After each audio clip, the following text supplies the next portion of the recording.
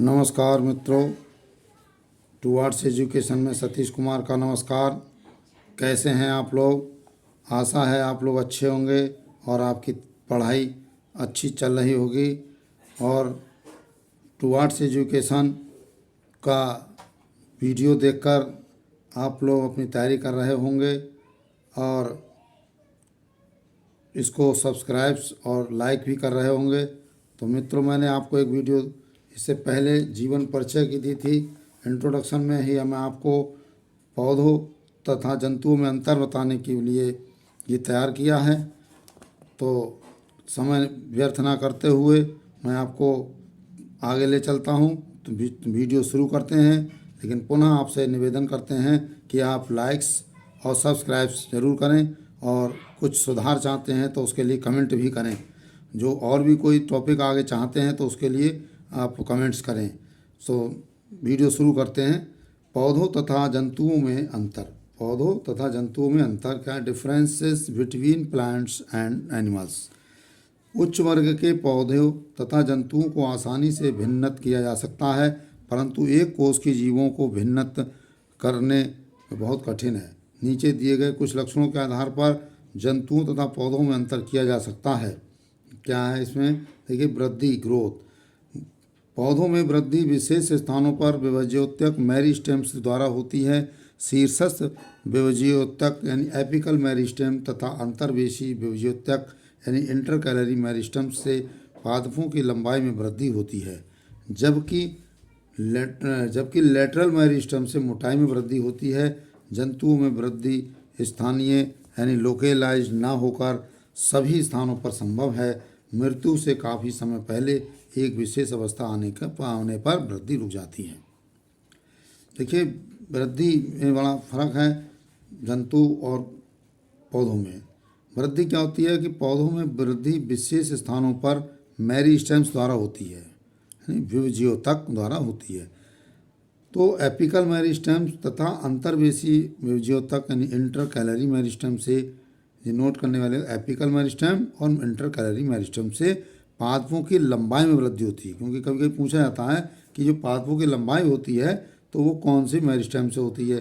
तो जब ऑब्जेक्टिव होते हैं तो हम लोग उसमें ध्यान नहीं देते। एपिकल मेरिस्टेम और इंटरकैलरी मेरिस्टेम से होती है, जबकि लेटरल मेरिस्टेम से लेटरल मोटाई की वृद्धि होती है। मोटाई में, अगर मोटाई में पूछा जाए तो लेटरल मेरिस्टेम से।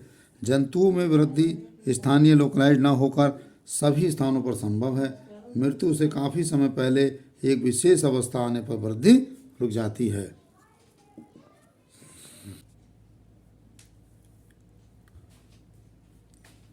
हाँ, तो हम ग्रोथ पर थे। पौधों तथा जंतुओं में अंतर। कोष सेकंड नंबर पे है कोष का भित्ति यानी सेल वॉल। सेल वॉल पौधों में सुविकसित तथा निर्जीव कोष का भित्ति मिलती है जो सेलुलोज की बनी होती है। जंतुओं में कोष का भित्ति अनुपस्थित होती है। ये डिफरेंस है, जंतुओं में कोष का भित्ति अनुपस्थित होती है, सेल वॉल यानी पौधों में होती है। Third number chlorophyll.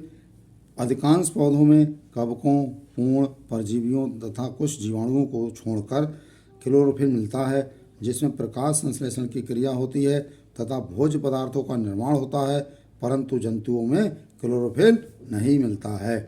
इसलिए वे भोजन के लिए पौधों पर निर्भर रहते हैं। अतः पौधे स्वपोषी यानी पौधे कैसे होते हैं? स्वपोषी यानी ऑटोट्रॉफ्स तथा जंतु हेटेरोट्रॉफ्स कहलाते हैं। ये शब्द बहुत यूज होगा आगे, ऑटोट्रॉफ्स और हेटेरोट्रॉफ्स। ऑटोट्रॉफ्स और हेटेरोट्रॉफ्स शब्द बहुत यूज होगा।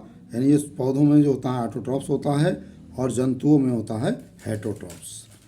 ऑटोट्रॉफ्स का मतलब समझ लीजिए और हेटेरोट्रॉफ्स का मतलब समझ लीजिए कि क्लोरोफिल में आता है ये कि अधिकांश पौधों में कवकों, पूर्ण, परजीवियों तथा कुछ जीवाणुओं को छोड़कर क्लोरोफिल मिलता है, जिसमें प्रकाश संश्लेषण की क्रिया होती है तथा भोज्य पदार्थों का निर्माण होता है, परंतु जंतुओं में क्लोरोफिल नहीं मिलता है। इसलिए वे भोजन के लिए पौधे पर निर्भर रहते हैं। अतः पौधे स्वपोषी कहलाते हैं और जंतु हेटरोट्रॉप्स कहलाते हैं, परपोषी कहलाते हैं।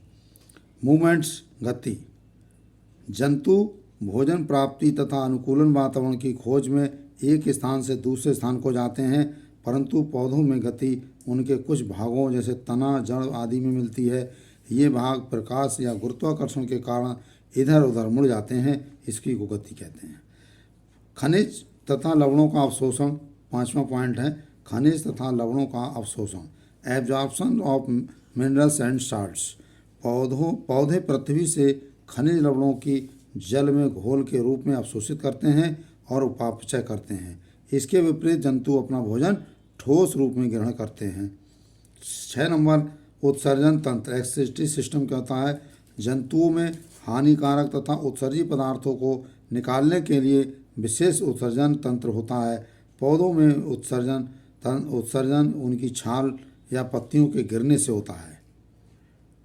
7 नंबर है सेंट्रोसोम। जंतु कोशिका में सेंट्रोसोम पाया जाता है जो कोशिका विभाजन में भाग लेता है, परंतु पादप कोशिका में ये अनुपस्थित होता है। वैक्यूल्स यानी 8 नंबर वैक्यूल, रसधानी। पादप कोशिका में रसधानी मिलती है, परंतु जंतु कोशिका में इसका अभाव होता है। नंबर 9 सेल डिवीजन, कोशिका विभाजन। पौधों में कोशिका विभाजन के समय कोशिका प्लेट यानी सेल प्लेट बनती है, परंतु जंतुओं में कोशिका विभाजन के समय कोशिका प्लेट नहीं बनती है।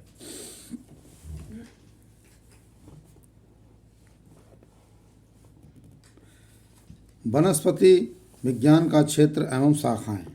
नेक्स्ट टॉपिक है कि वनस्पति विज्ञान का क्षेत्र एवं शाखाएं, scope and branches of botany. वनस्पति विज्ञान का क्षेत्र बहुत विस्तृत है। इसमें विज्ञान की वे शाखाएं भी आ सकती हैं जिनके पूर्ण अध्ययन के लिए हमें विज्ञान के विभिन्न क्षेत्रों का ज्ञान होना आवश्यक है। प्रमुख रूप से वनस्पति विज्ञान के 2 भाग होते हैं। एक होता है शुद्ध वनस्पति विज्ञान यानी प्योर बॉटनी। इसमें सभी पौधों का अध्ययन उनके प्राकृतिक रूप में किया जाता है। और दूसरा होता है व्यवहारिक वनस्पति विज्ञान, एप्लाइड बॉटनी। एप्लाइड बॉटनी इसके अंतर्गत आने वाले पौधों का अध्ययन मानव जाति की उन्नति तथा भलाई के लिए किया जाता है।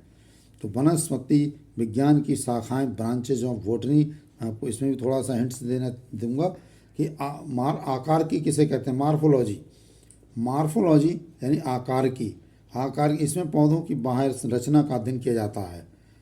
एनाटॉमी, शारीरिकी, अंग्रेजी में एनाटॉमी।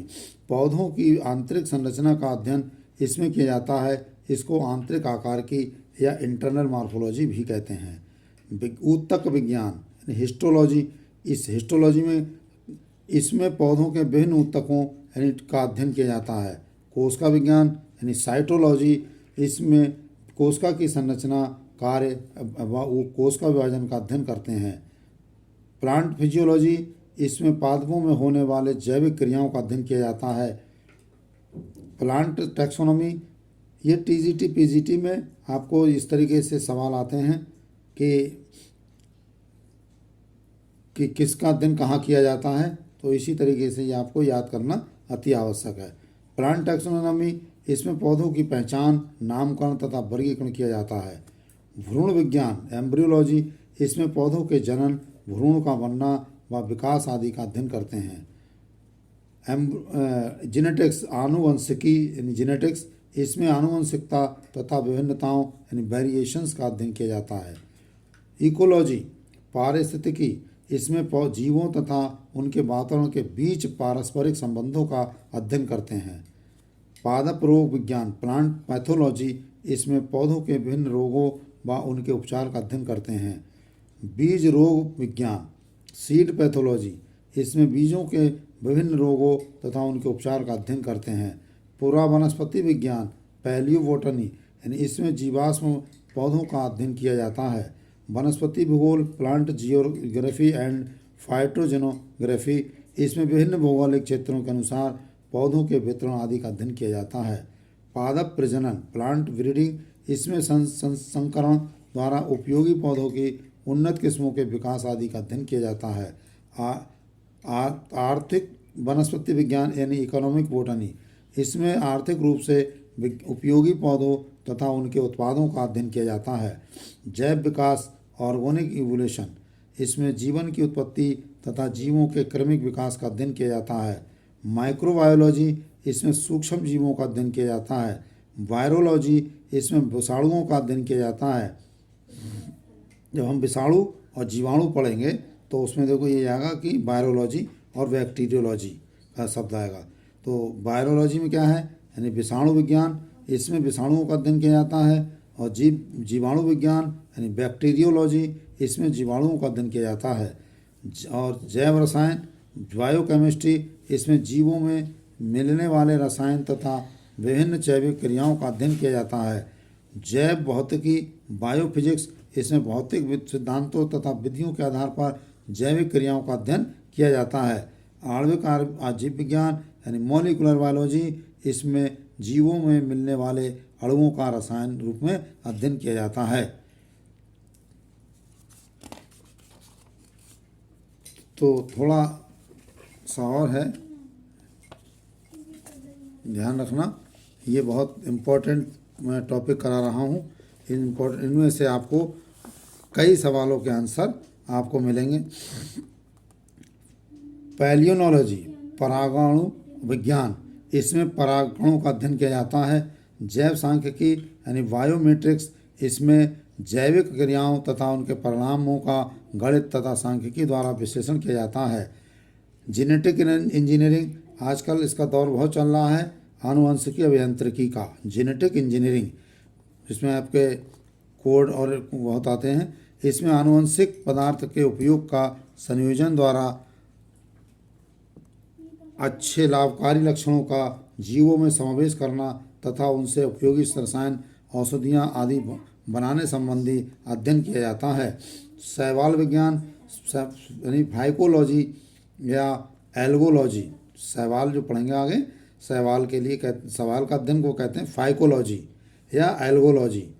देखिए शैवाल से बिल्कुल अलग हटके है फाइकोलॉजी और एल्गोलॉजी। एल्गोलॉजी तो है एल्गी, शैवाल कहते हैं, लेकिन इसके अध्ययन को फाइकोलॉजी या एल्गोलॉजी कहते हैं। कवक विज्ञान यानी माइकोलॉजी, कवक विज्ञान माइक्रो, इसमें कवकों का अध्ययन किया जाता है। ब्रायोलॉजी, इसमें ये ब्रायोफाइट्स के अध्ययन के संबंधित हैं, यानी इसमें ब्रायोफाइटों का अध्ययन किया जाता है। टेरिडोलॉजी, ये टेरिडोफाइट्स के अध्ययन से संबंधित है। जिम्नोलॉजी, इसमें जिम्नोस्पर्म का अध्ययन किया जाता है। मृदा बायोलॉजी पीडोलॉजी, इसमें मृदा का निर्माण, प्रकार तथा अन्य मृदा संबंधी कारकों का अध्ययन करते हैं। सब्जियों की कृषि, इसमें सब्जियों से संबंधित अध्ययन किया जाता है। वनवर्धन यानी सिल्वीकल्चर, इसमें वनों के विकास, देखरेख आदि विषयों के से संबंधित अध्ययन किया जाता है। सिल्वीकल्चर। फ्लोरिकल्चर पुष्प कृषि, फ्लोरिकल्चर कहलाता है, इसमें सजावटी पुष्पों के विषय में अध्ययन किया जाता है। वृक्ष संवर्धन यानी आर्बोरिकल्चर, इसमें सजावटी वृक्षों झाड़ियों के संवर्धन के विषय में अध्ययन किया जाता है। सस्य विज्ञान एग्रोनॉमी, इसमें फसलों से संबंधित अध्ययन किया जाता है। और यह है हॉर्टिकल्चर उद्यान कृषि, इसमें उद्यान पादपों, फल, सब्जी आदि के विषय में अध्ययन किया जाता है। लाइकेनोलॉजी, लाइकेंस के विषय में अध्ययन किया जाता है। स्पर्मोलॉजी, बीजों का अध्ययन इसमें किया जाता है। परजीवी विज्ञान पैरासाइटोलॉजी, इसमें परजीवी व पोषक के संबंधों का अध्ययन किया जाता है। कैरियोलॉजी, इसमें केंद्र का अध्ययन किया जाता है। जाइलोटोमी, इसमें काष्ठ का अध्ययन किया जाता है। इथनोबोटनी, इसमें आदिवासियों द्वारा पादपों के उपयोग से संबंधित अध्ययन किया जाता है। पोमोलॉजी, इसमें फलों का अध्ययन किया जाता है। ये बहुत आता है पोमोलॉजी। पोमोलॉजी अलग थोड़ा सा शब्द है, लेकिन इसमें फ्रूट से संबंध है, फलों का अध्ययन, इसलिए थोड़ा सा इसमें कंफ्यूज हो जाते हैं हम लोग। अंतरिक्ष जीव विज्ञान स्पेस बायोलॉजी, इसमें अंतरिक्ष तथा वायुमंडल से मिलने वाले जीवों का अध्ययन है। एरोबायोलॉजी, एरोबायोलॉजी, इसमें वायु से मिलने वाले जीवों का अध्ययन किया जाता है। एक्सोबायोलॉजी, एक्सोबायोलॉजी, इसमें पृथ्वी के अलावा अन्य ग्रहों पर उपस्थित जीवों का अध्ययन करते हैं। डेंड्रोलॉजी, ये वृक्षों के अध्ययन से संबंधित है। डेंड्रोक्रोनोलॉजी, इसमें वृक्ष की आयु का अध्ययन किया जाता है। सिसियोडोलॉजी, सिसिडोलॉजी, इसमें पौधों से में रोगजन्य गांठों का अध्ययन किया जाता है। एंथोलॉजी, इसमें पुष्पों का अध्ययन किया जाता है। एग ये हम अभी आगे चल के जब हम करेंगे एंथोलॉजी का अध्ययन करेंगे तो इसमें क्या है एंथोलॉजी, इसमें पुष्पों का अध्ययन करेंगे। एग्रोस्टोलॉजी, एग्रोस्टोलॉजी ये घासों के अध्ययन से संबंधित है। सूत्रक्रमी विज्ञान यानी निमेटोलॉजी, इसमें सूत्रक्रमियों का पौधों के साथ संबंधों का अध्ययन किया जाता है। माइकोप्लाज्मोलॉजी, इसमें माइकोप्लाज्मा के विषय के अध्ययन किया जाता है। सरोवर विज्ञान यानी लिमिनोलॉजी, आलवणीय जल झीलों तथा उसमें उपस्थित जीवों का अध्ययन किया जाता है।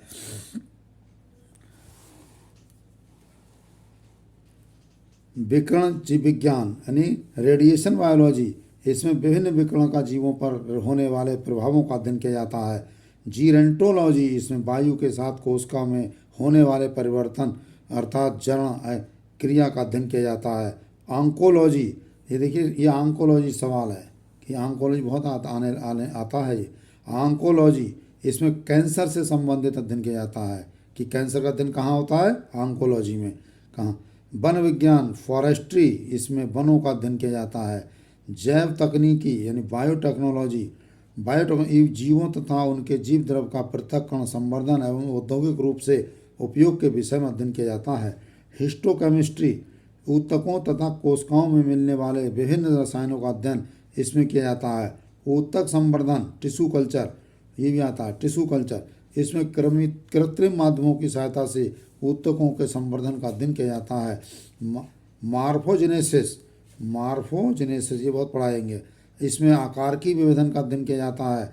भेषज विज्ञान यानी फार्माकोजेनेसी, इसमें पादप औषधियों की पहचान, पृथक्करण उपयोग आदि के विषय में अध्ययन किया जाता है। एक्टिनोबायोलॉजी, जीवों पर विकिरण के प्रभाव पर अध्ययन इसमें किया जाता है। फाइटोकेमिस्ट्री, इसमें पौधों की रासायनिक संरचना, जैविक क्रियाओं तथा द्वितीयक उपापचयी पदार्थों के विषय में अध्ययन किया जाता है। नेक्स्ट है आनुवंशिकता यानी हेरिडिटी, इसमें पैतृक लक्षणों का संतति में पहुंचने संबंधी अध्ययन किया जाता है। बायोमेट्रोलॉजी, इसमें जीवों पर वायुमंडल के विभिन्न कारकों का प्रभाव संबंधी अध्ययन किया जाता है। बायोक्लाइमेटोलॉजी, इसमें जीवों पर जलवायु के विभिन्न प्रकार का अध्ययन करते हैं। नेक्स्ट जीव वर्गीकरण यानी बायोसिस्टमेटिक्स, इसमें वर्गीकरण के सिद्धांत तथा जीवों में पारस्परिक संबंध का अध्ययन करते हैं। अगला है गुहा विज्ञान यानी स्पीलोलॉजी, इसमें गुहा केव में यानी गुहा में मिलने वाले पादप जात तथा जंतु जात फ्लोरा एंड फना का अध्ययन किया जाता है। ये देखिए बहुत इम्पोर्टेंट है फ्लोरा एंड फना, ये गुहा विज्ञान में आता है। आवास आनुवंशिकी यानी जीनेस्कोलॉजी, ये पारिस्थितिकी की शाखा है, इसमें आनुवंशिकी के आधार पर जीवों का समय व स्थान के अनुसार वितरण का अध्ययन करते हैं। उद्देश्य विज्ञान यानी टीलोलॉजी, इसमें जीवों की संरचना के उद्देश्यों तथा उपयोगिता का अध्ययन किया जाता है। पादप समाज विज्ञान यानी फाइटोसोशियोलॉजी, पौधों के विभिन्न जातियों के आपसी सामंजस्य के अध्ययन इसमें करते हैं। आविषालुता विज्ञान यानी टॉक्सिकोलॉजी, आविष टॉक्सिन तथा उनके प्रभावों के विषय में अध्ययन किया जाता है।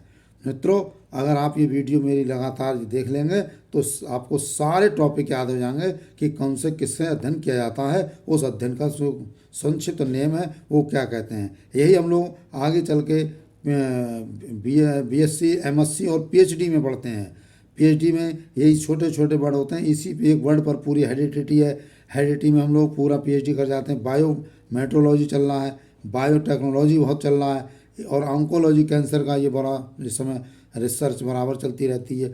तो ये आप लोग अगर रेगुलर वीडियो को कान में लगा के सुनते भी रहेंगे तो आपको ये सब याद हो जाएंगे और आगे एग्जाम में बहुत ही लाभदायक होंगे। इसी के साथ इस हमारे टुवर्ड्स एजुकेशन को आप लाइक और सब्सक्राइब करें और आज की वीडियो यहीं पर समाप्त करते हैं। जय हिंद, जय भारत।